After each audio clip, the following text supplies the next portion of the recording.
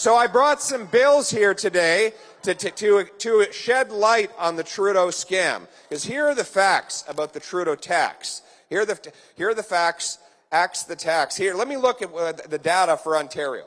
Trudeau's plan is to more than quadruple the carbon tax, up to 61 cents a litre, and at a proportional hike on your home heating and on everything shipped to you. According to the Parliamentary Budget Officer, when this tax and the second carbon tax combine to take full effect, as they will over the next 5 years, should God forbid he be re-elected, the total cost to an average family in Ontario will be $4,078 in carbon taxes. Almost 3 times what the rebate is promised to be, and that assumes he keeps his promises about these phony rebates. So we know that everybody is going to be much worse off as a result of the carbon tax. Let's go through the many ways this is the case.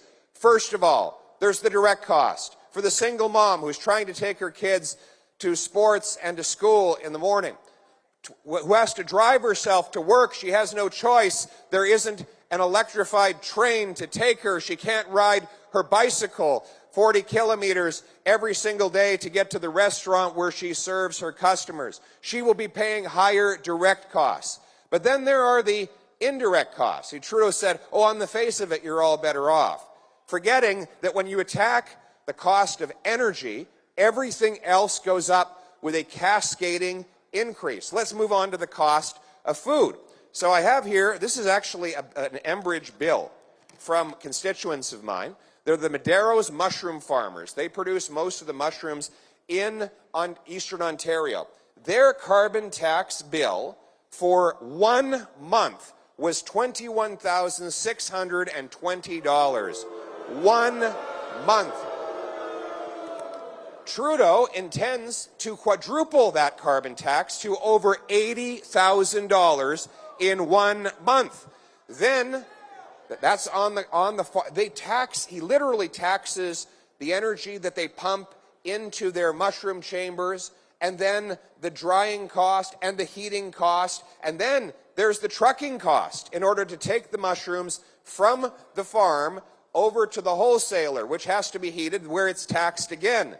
And then it goes from the wholesaler all the way over to the retailer. And in those big Costco facilities or even the small grocery stores, they have to heat the place. That all becomes more expensive. So by the time you buy your mushroom, it has been taxed by Trudeau and the NDP 5 or 6 times. You can imagine why this cascading effect drives up the cost of food. And then there's beef. Well, they want to ban you from eating beef, of course. Think about that. They want a carbon tax. They carbon tax the farmer who makes the grains.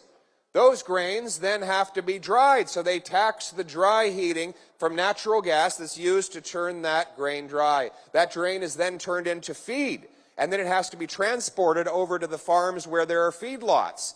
And then the buying farmer who buys that grain for feed, he has to pay the carbon tax. And then when he takes his cattle to the slaughterhouse, that transportation is carbon taxed again.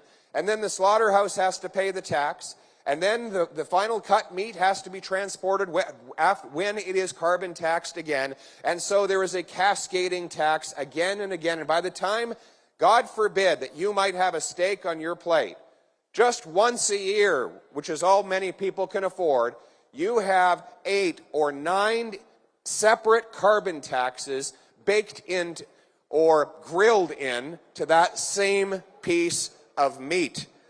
This is a tax. And so what is he? Let me tell you how insane this is. I have a little farm in my riding called Sun Tech Tomatoes. They produce the little miracles of Manitouk. Trudeau's carbon tax applies on the CO2 they release into the greenhouse, even though that CO2 doesn't go into the atmosphere. It's absorbed by the plant life. That's the point. Apparently, Trudeau missed that day in science class.